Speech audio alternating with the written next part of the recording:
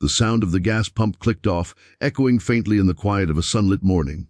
The woman at pump 6 stared at the total on the screen. Po 3.2. It wasn't much, but it was all she could afford that day. Her name was Alicia Monroe, a 36-year-old single mother from the small town of Auburn, Alabama. Life had not been kind lately. Her hours at the nursing home had been cut. Her car was overdue for repairs, and she was behind on rent again. But she had learned one thing through it all: kindness didn't require wealth. It required heart. As she tightened the cap on her old silver Toyota, Alicia noticed the man at the next pump, a massive figure in a worn black leather jacket, his motorcycle gleaming red and chrome under the daylight. The back of his vest bore a patch that made her pause, a skull with wings. The words, "Hell's Angels," stitched above it. His arms were thick, tattooed, and his face rough, weathered by years of wind and road. He was trying his card again and again, his jaw tightening as the screen flashed declined. Alicia could have looked away. Most people would have. But something in her heart stopped her. Maybe it was the frustration in his eyes. Maybe it was because she knew what it felt like to be at your limit, with no one left to help.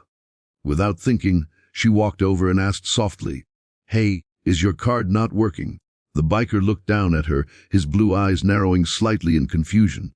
"Yeah," he said, his voice rough like gravel. "Guess the bank flagged me or something. I'll figure it out." She smiled faintly and tapped her card at his pump before he could stop her. "Don't worry about it," she said. "I got it." He froze. "You don't even know me," he said slowly, almost as if the idea was foreign to him. Alicia shrugged. "Doesn't matter. Everybody needs a little help sometimes." For a moment, he just stared. Then he nodded, the smallest crack of a smile touching the edges of his lips. "Thank you," he said. "Name's Ryder."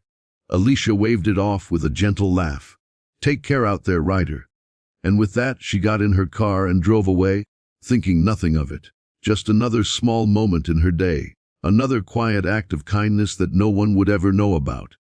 If you believe kindness and second chances still matter in this world, take a moment to like, comment, share, and subscribe to Kindness Journal. Your small act of support helps spread stories that remind us all that compassion still exists. That evening, Alicia returned home to her modest little house at the edge of town. Paint fading, porch creaking, a rusted swing set in the yard for her 8-year-old son, Caleb. He was waiting for her on the steps, waving his toy airplane. "Mom, you're late again," he laughed. She smiled tiredly and kissed his forehead. "I know, baby. I'm sorry. Long day at work." They had mac and cheese for dinner, the cheap kind from the dollar store, and watched the sunset through their cracked window. Alicia didn't mention the biker. It felt like a small passing moment, one she didn't even expect to remember the next day. But fate had a strange way of remembering kindness when people didn't. The next morning was bright, the kind of day that felt like any other, until the distant sound of engines shattered the calm. Alicia was inside folding laundry when she heard it, a low, rolling thunder that grew louder, closer, until it felt like the ground itself trembled. She stepped out onto the porch, confused, her heart beating faster. Down the road, a line of motorcycles appeared. Not one or two, but dozens. The sunlight flashed off chrome and steel. The roar filled the air as they turned onto her quiet street, stopping one by one in front of her little house. The neighborhood fell silent. Curtains twitched. Dogs barked. Alicia froze. Her first instinct was fear. She didn't understand what was happening. She could see the patches on their backs. Hell's Angels. The same logo. Her breath caught in her throat. Caleb peeked out from behind her leg, eyes wide. From the front of the group, one man dismounted. The same biker from the gas station, Ryder. He took off his helmet, revealing the same weathered face, now softened by a faint smile. He walked up to her porch with slow, heavy steps. Alicia swallowed hard. "Ryder?" she asked, almost whispering. He nodded. "Yeah." Then he turned, gesturing toward the other bikers behind him. "This here's my family." Alicia's mind raced. "What's going on?" Ryder exhaled, his eyes glinting with something deeper than words. "I told the guys what you did yesterday. About the gas, you didn't have to do that. You didn't know me, but you did it anyway." Alicia shook her head, embarrassed. "It was nothing." "No," he interrupted gently. "It wasn't nothing. People look at us, and they see the patches, the bikes, the noise. They think they know what we are. But you saw a person, and that means something to us.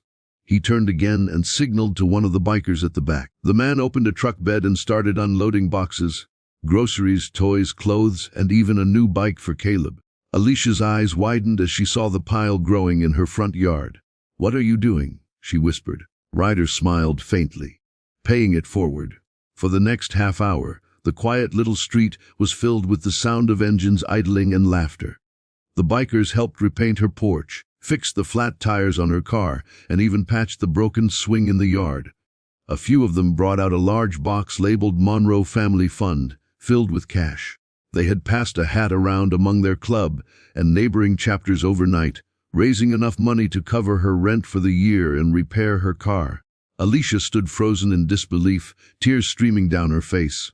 "I don't understand why me," she said softly. Ryder placed a gentle hand on her shoulder.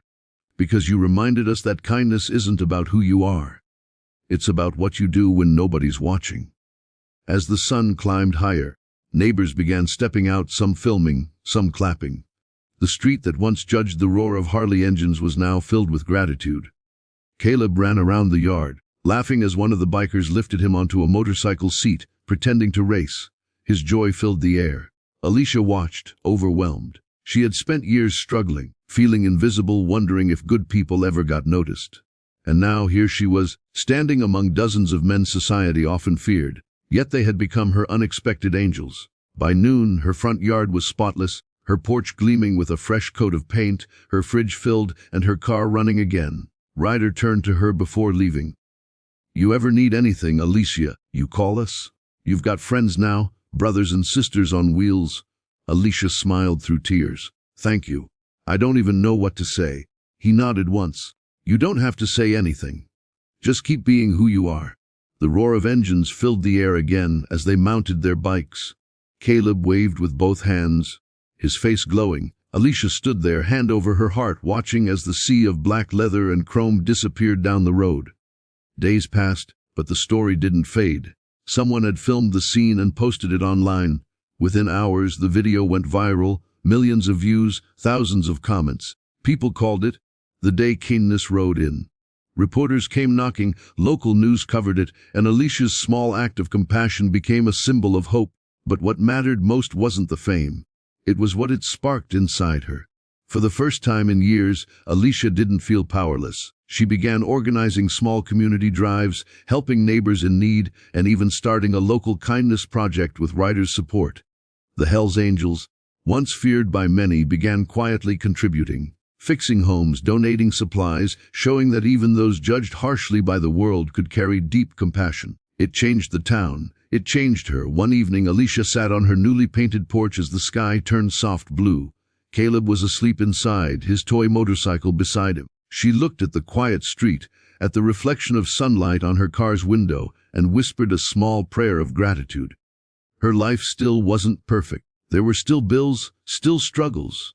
But there was something new in her now, a fire that wouldn't fade. She had learned that the smallest act of kindness could ripple through the world in ways she'd never imagined. She closed her eyes and smiled.